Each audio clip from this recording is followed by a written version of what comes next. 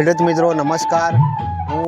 મારું નામ સૈયદ મુનાર અલી ફકરુદ્દીન સૈયદ, ગામ ગોબલદનો રહેવાસી છું। હું છેલ્લા ઘણા વખતથી ઉનાળુ ડાંગરની ખેતી કરું છું। ઉનાળુ ને ચોમાસું બે સિઝનમાં ખેતી કરવામાં તફાવત એટલું પડે છે કે ચોમાસામાં આપણી ડાંગરનો ઉતારો લગભગ 50 થી 60 મણ જાય કે 70 મણ જાય છે, અને ઉનાળાનું ડાંગરનું ઉત્પાદન આપણે 80 થી 90 મણ થાય છે। વધતા કે ચોમાસામાં ડાંગર કરવાથી વાતાવરણના લીધે રોગ જીવાતનો વધારે રોગ જીવાત આવે છે, દવાનો ખર્ચ પણ આપણને વધારે આવે છે, અને આપણું ઉત્પાદન 60 મણ થાય એમાંય પાછું આપણે દવાનો ખર્ચ કાઢતા આપણને બચત ઓછી થાય છે।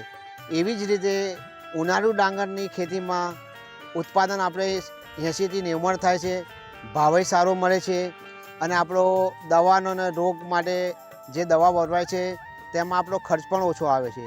હવે એની રોપણીની વાત કરીએ તો તેમાં અમે જાન્યુઆરીની 22 થી 30 તારીખ સુધી ઉનાળુ ડાંગરનું રોપણી ચાલુ કરીએ છીએ, અને એને પાકવાના દિવસો વાત કરીએ તો 5મા મહિનાથી 20 થી 22 તારીખે ઉનાળુ ડાંગરની ખેતી પૂર્ણ થઈ જાય છે।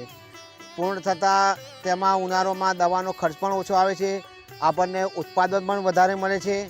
અને વાત કરીએ આપણે જાતની, જેવી રીતે ચોમાસામાં મોતી ગોલ્ડ, ગુજરાત 13 કે સેન્ટર ડાંગર, એવી રીતે ઉનાળામાં પણ મોતી ગોલ્ડ પણ થાય છે। બોડી સેન્ટર કરીએ છીએ, બોડી સેન્ટરમાં 10% ઉત્પાદન વધારો થાય છે, ભાવમાં પણ ફેર પડે છે। હા, ચોમાસામાં કુદરતી પાણીથી ખેતી થાય એટલે વરસાદનું પાણી મળી રહે, પણ ઉનાળુ સિઝનમાં જેવી તમારી નહેરનું પાણી આવતું હોય, તળાવનું પાણી આવતું હોય, પણ મિનિમમ 15 પાણીમાં ખેતી સંપૂર્ણ પૂરી થાય છે, અમને ઉત્પાદન વધે છે, અને ખેડૂતને નફાનું ધોરણ પણ વધારે થાય છે। અને ડાંગરની કાપણી પછી જે આપણે પૂરિયા તો નહીં પાડતા, પણ ગંઠા આપણે પાડીએ છીએ। ચોમાસામાં તમારે લગભગ 60 થી 70 ગંઠા પડે છે, એવી જ રીતે ઉનાળુ તો 100 થી 120 ગંઠા પડે છે। એ ગંઠાની વેચીને આપણે ડાંગરનો ખર્ચ નીકળી જાય છે, અને તેમાં તમારે ખર્ચ થોડુંક ચોમાસા કરતું ખાતરનું 1 ડોઝ ખાલી વધારે જાય છે, તેમાંય તમારું ઉત્પાદન વધારો થાય અને તેમાં આપણને નફો પણ વધારે થાય છે।